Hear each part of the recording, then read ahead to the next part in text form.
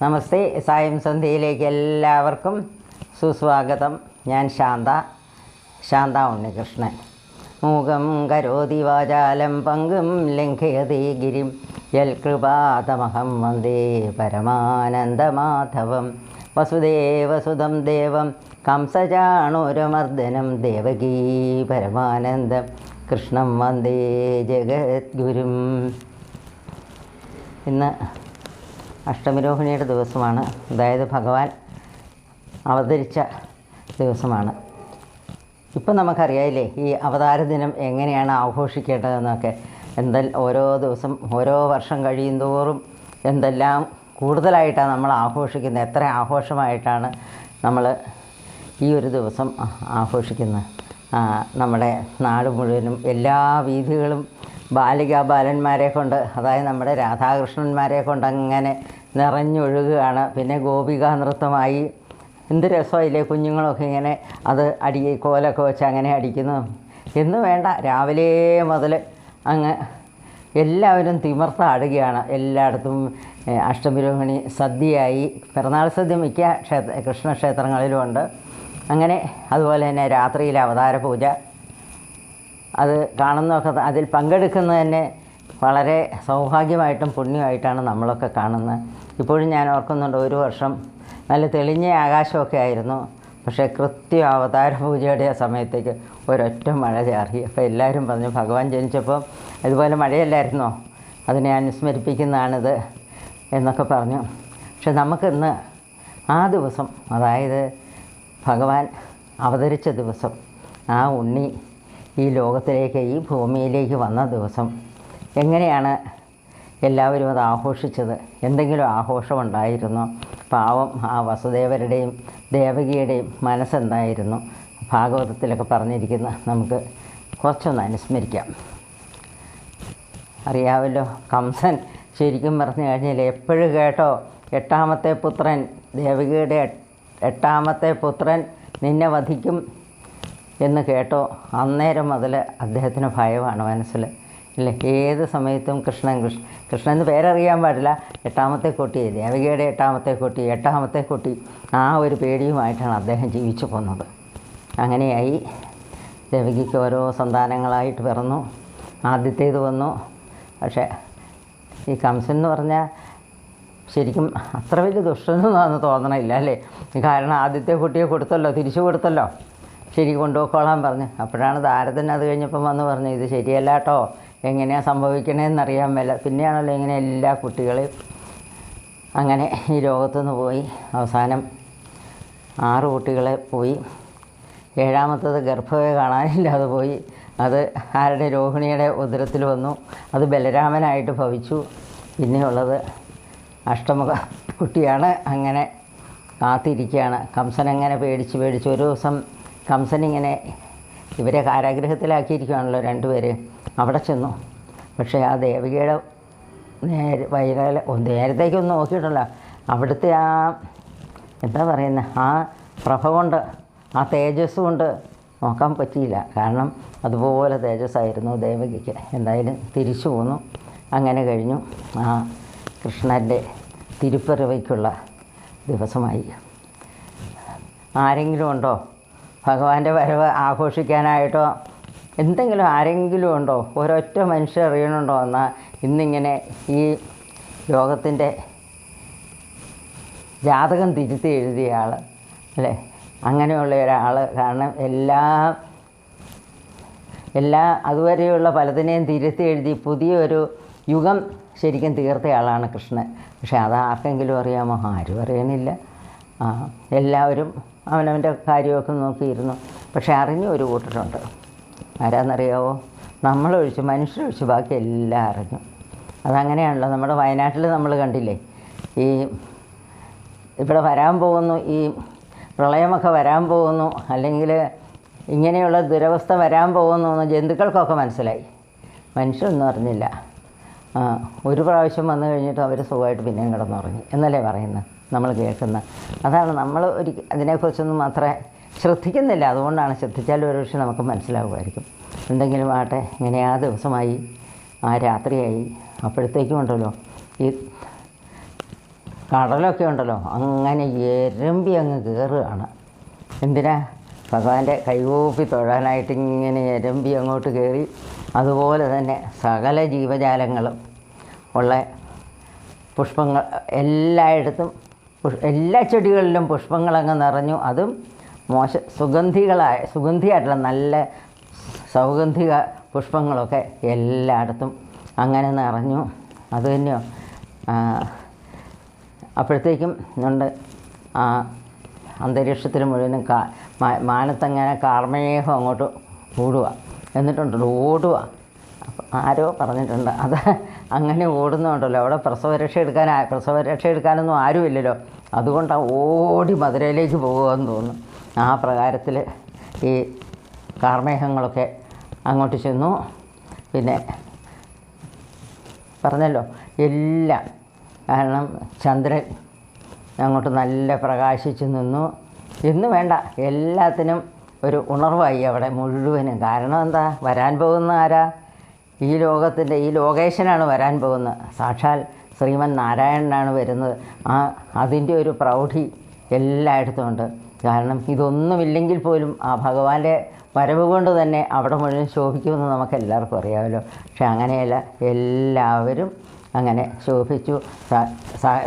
ഈ പറഞ്ഞ പോലെ ആ വൃക്ഷങ്ങളൊക്കെ ഉണ്ടല്ലോ, അതിനൊക്കെ പെട്ടെന്ന് തളിരും പൂവും ഒക്കെ ഉണ്ടായി. അതിലൊക്കെ ഇങ്ങനെ എല്ലാവരും അങ്ങനെ ആഘോഷിക്കുകയാണ്. സകല ജീവജാലങ്ങളും നോക്കിയപ്പോൾ എന്താണ് നന്നായിട്ട് പാട്ട് പാടണം. കുയിലുകളൊക്കെ പക്ഷികളൊക്കെ നന്നായിട്ട് പാടുന്നു, മയിലെങ്ങനെ ആടുന്നു.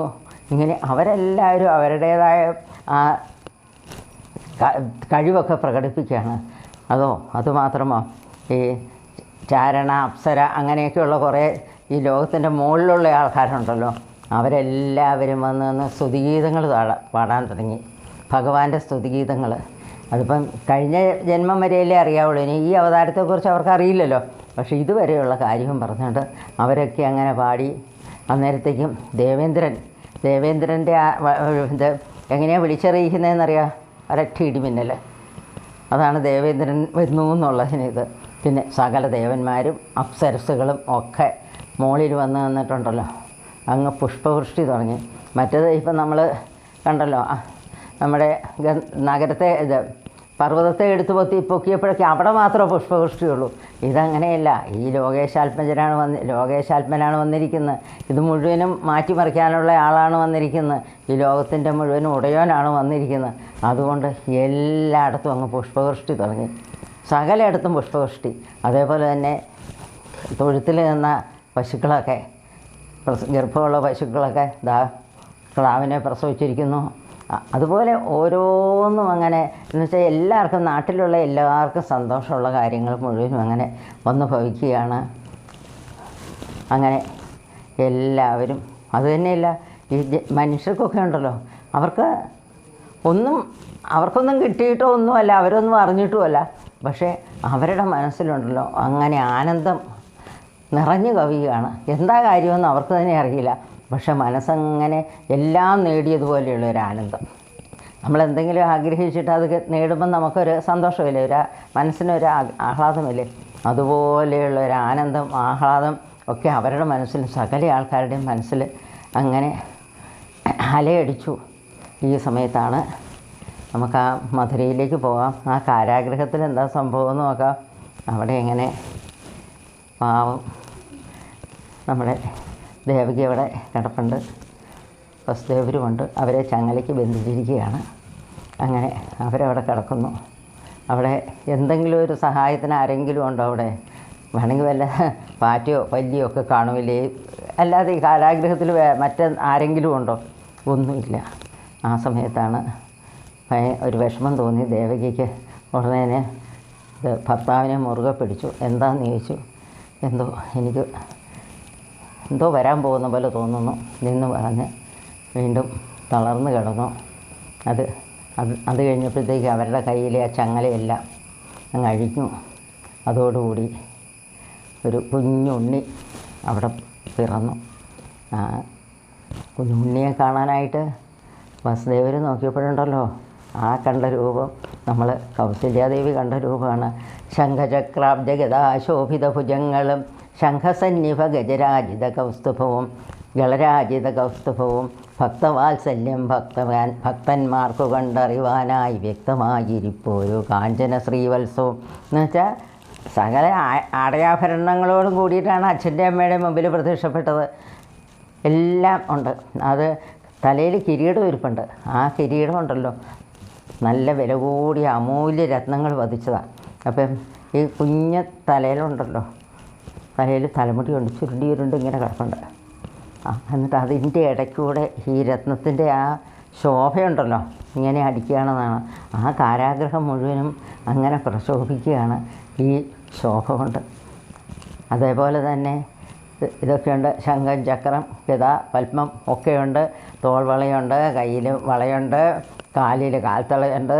എന്ന് വേണ്ട അരയിൽ മഞ്ഞപ്പട്ടുകൊണ്ടേ അല്ലാതെ എല്ലാം വന്നിരിക്കുന്നു.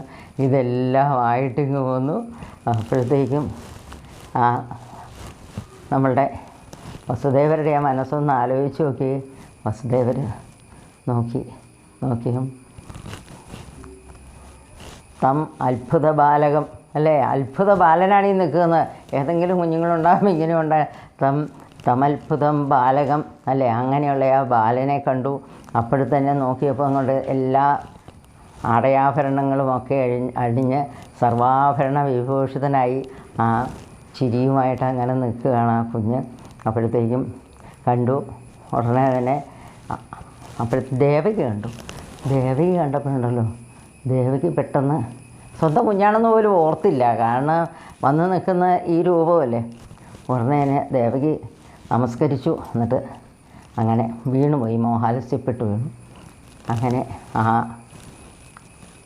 ആ അസുലഭ സന്ദർഭം കഴിഞ്ഞു.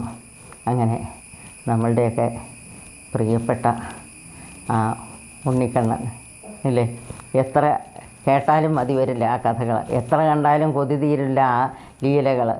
അതുപോലെ തന്നെ ഓർമ്മിച്ചാലോ എത്ര ഓർമ്മിച്ചാലും ഇല്ലേ, എന്താ പറയണേ, എനിക്ക് പറയാൻ അറിഞ്ഞുകൂടാ. കാരണം എൻ്റെ മനസ്സങ്ങ് നിറഞ്ഞു പോവുക ഇത് പറയുമ്പോൾ തന്നെ ആ കുഞ്ഞ് ഉണ്ടായ കഥയൊക്കെ. എന്നിട്ടോ നേരെ അമ്മയ്ക്കോ അച്ഛനോ ഒരു നിമിഷം അതിനെ താലോലിക്കാൻ പറ്റുമോ? ഇല്ല. അപ്പോഴത്തേക്ക് നേരെ അവിടെ വേദി ഒരുങ്ങിക്കഴിഞ്ഞു. അടുത്ത ഇതിലേക്ക് നേരെ അവിടേക്ക് പോയി. അനന്തൻ കുടയൊക്കെ ചൂടിച്ച്, അന്നത്തെ മഴയൊക്കെ പെയ്തു. ആ അന്നേരമാണ് മഴ കുറച്ചൊന്ന് ശമിച്ചപ്പോഴാണ് അദ്ദേഹത്തോട് ചെല്ലാൻ പറഞ്ഞു. അങ്ങനെ പോയി അവിടെ നമ്മുടെ യശോദ എന്ന് പറഞ്ഞ പുണ്യവതിയുടെ അടുത്ത് അവിടുത്തെ ബാലനായിട്ട് ഈ നമ്മുടെ കുഞ്ഞുണ്ണി വളരുകയാണ്. ഇനി കൂടുതൽ കാര്യങ്ങളൊക്കെ നമുക്ക് കൂടുതൽ സമയം പറയാം. ഈ രാത്രി ഞാൻ ഇന്നിപ്പം ഈ അഷ്ടമിരോഹിണിയുടെ ആഘോഷം കണ്ടപ്പോഴാണ് ഓർത്ത് അന്നത്തെ ആഘോഷം എന്തായിരുന്നു അവിടെ ഒന്നുമില്ല. പക്ഷേ എല്ലാവരും ഇല്ലേ, മനുഷ്യരൊഴിച്ച് ബാക്കി എല്ലാവരും ഈ വരവിനെ ആഘോഷിച്ചു. പക്ഷേ ഇന്ന് നമ്മൾ ആ വരവിനെ, ആ ഓർമ്മയെ 5000 വർഷം കഴിഞ്ഞില്ലേ, പക്ഷേ ഒരു എന്താണെന്ന് പറഞ്ഞാൽ പുതുമയല്ലേ. എന്നും നമുക്ക് ആ കൃഷ്ണൻ എന്ന് പറഞ്ഞ ഒരു പുതുമയാണ്. ഒരു സപ്താഹം കേട്ടാൽ ഓരോ പ്രാവശ്യം കേൾക്കുമ്പോഴും ഓരോരോ കൂടുതൽ കാര്യങ്ങളാണ് നമ്മൾ മനസ്സിലാക്കുന്ന. അങ്ങനെയുള്ള ആ ഉണ്ണിയെ കൈതൊഴാം നമുക്ക്. ഉണ്ണീ വാവ കുളിച്ചിടുക കുറികളുമിട്ടുണ്ണണം കുമാരാ നീ, ഇന്നല്ലോ നിൻ പിറന്നാൾ ചെളി പൊടികളണിഞ്ഞെന്തി വണ്ണം നടപ്പോ, ഇമ്മട്ടിൽ യശോദാ വചനമേവം കേട്ടു മെല്ലെ ചിരിച്ചോരുണ്ണി കണ്ണൻ്റെ രൂപം, മമ ഹൃദി കളിയാടിയിടുവാൻ കൈതൊഴും നേൻ. നമുക്കെല്ലാവർക്കും ഭഗവാന്റെ അനുഗ്രഹമുണ്ടാകട്ടെ. നമ്മൾക്ക് അദ്ദേഹത്തോടുള്ള ഭക്തി കൂടുതൽ വളരട്ടെ. ഭക്തി എന്ന് പറഞ്ഞാൽ പ്രേമമാണ്, കൂടുതലൊന്നുമല്ല, പരമപ്രേമത്തിനെയാണ് ഭക്തി എന്ന് പറയുന്നത്.